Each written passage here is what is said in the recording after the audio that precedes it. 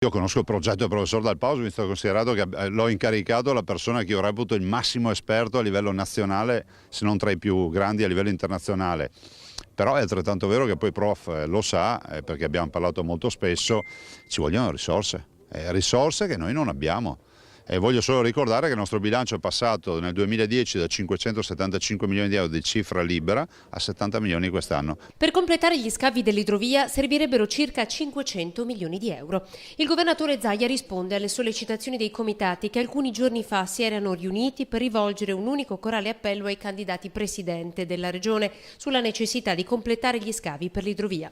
Zaia oggi era a Caldogno per un primo sopralluogo per la verifica dello stato dei lavori di realizzazione della cassa di espansione. Ha ribadito da lì la necessità di un impegno per salvare il territorio anche da parte dello Stato, fino ad oggi definito assente. Abbiamo presentato un progetto firmato dal professor Dal Pauso da 2 miliardi e mezzo di euro per mettere in sicurezza il Veneto, non si è vista una lira.